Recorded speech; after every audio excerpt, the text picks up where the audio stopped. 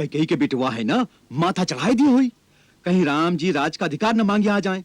इस समय वो अकेले हैं। राम लखन दोनों भाई का जंगल में मार के आपन निष्कंटक राज करेंगे। अरे हमरे होते हुए राम जी की ओर कोई तिरछी नजर से भी देखे तो ओकर आंख निकाल देंगे हम निषाद है निषाद। हाथी घोड़ा पे बैठ के आए वालन को ठठरियो नसीब ना होई। भारत और होकर सेना के लिए श्रृंगेरपुर को हम जमपुर बना देंगे। उर्मिला, उर्मिला, उर्मिला, आर्य ने आज राज्यसभा में घोषित कर दिया है कि वो अयोध्या के राज सिंहासन पर नहीं बैठेंगे। उस पर केवल बड़े भाई का अधिकार है। अपने स्वामी के इस धर्माचरण और उनके त्याग पर आज मेरा मस्तक गर्व से ऊंचा हो गया है। आज मैं तुम्हें अपना मुंह दिखाने योग्य हुई। उर्मिला, इतने दिनों तक इस कलंक का बोझ लिए मैं इसलिए तेरे सामने नहीं आई।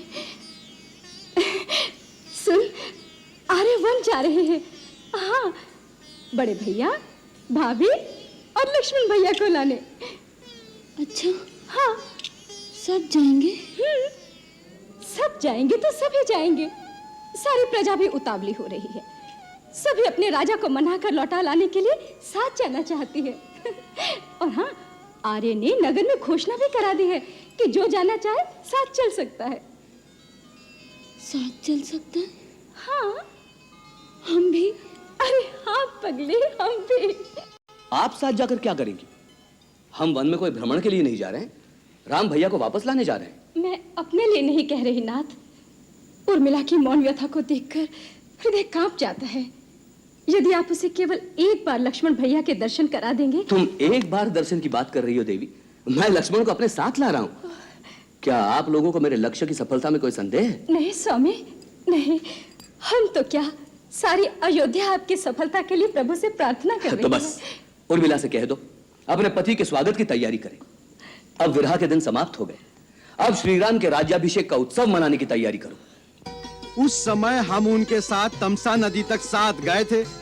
तब वो हमारे साथ छल करके हमें सोता हुआ छोड़कर चले गए थे। अब हम राजकुमार भरत के साथ जा रहे हैं। अब कहाँ जाएंगे वो?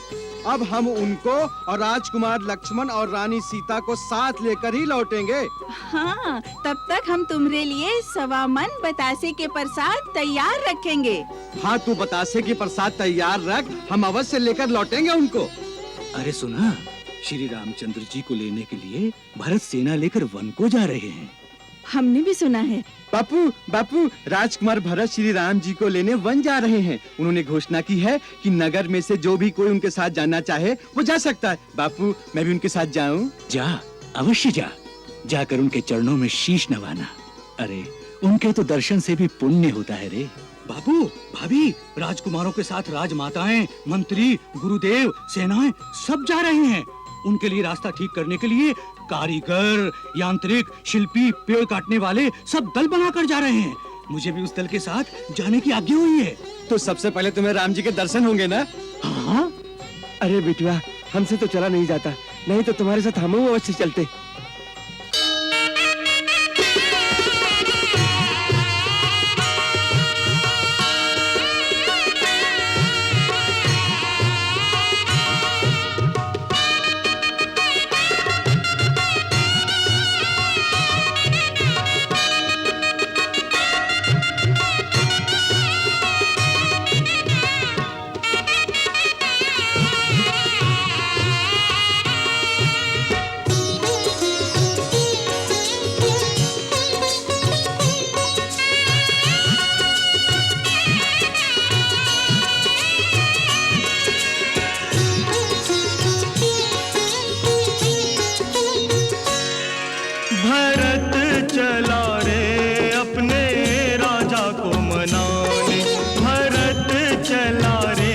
अपने राजा को मनाने, राजा को मनाने, राजा को मनाने, राजा को मनाने, राजा को मनाने, भगत चला रे प्रभु दर्शन पाने।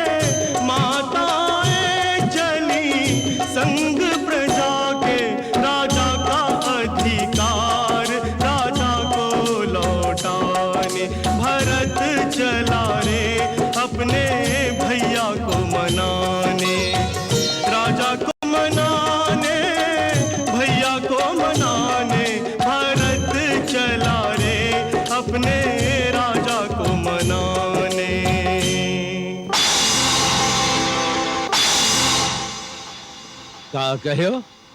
अयोध्या के राजा भरत बहुत बड़ी सेना लेके चले आ रहे हैं। अरे ठीक से पता तो लगाए हो ना? हाँ राजा जी, बहुत बड़ी सेना है। हाथी, घोड़ा, रथ आगे सूर्य पताका फहरा रहे हैं। भरत वन में सेना लेके कौन विचार से आ रहे हैं? विचार तो साफ है राजन, कहीं के बिटवा है ना, माथा चढ़ाई दी हुई। कहीं राम जी राज का अधिकार न मांगे आ जाएं। इस समय वो अकेले हैं। राम लखन दोनों भाई का जंगल में मार के आपन निष्कंटक राज करेंगे। अरे हमरे होते हुए राम जी की ओर कोई तिरछी नजर से भी देखे तो ओकर आंख निकाल देंगे हम निषाद है निषाद। हाथी घोड़ा पे बैठ के आए वालन को ठठरियो नसीब ना होई।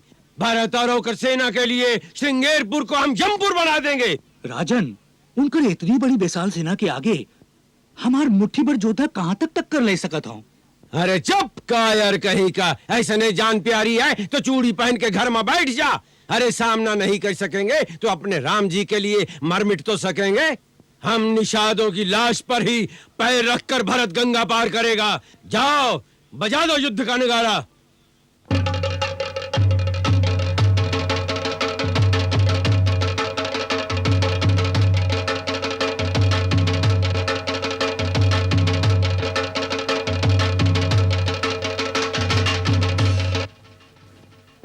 मेरे प्यारे योद्धाओं, आज कृपा निधान श्री राम जी के नाम पे मर मिटे की घड़ी आई है। जाना था क्यों? हमरे प्रभु जी तो अयोध्या का राजपाट एक क्षण में भरत लाल का दान कर दिए रहे, पर आज जो है राजा भरत अपन पूरी सेना लाई के निकल पड़ा है।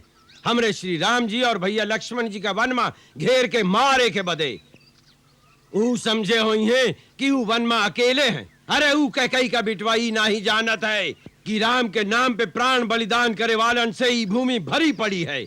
आज बहुत बड़ी परीक्षा की घड़ी आई है।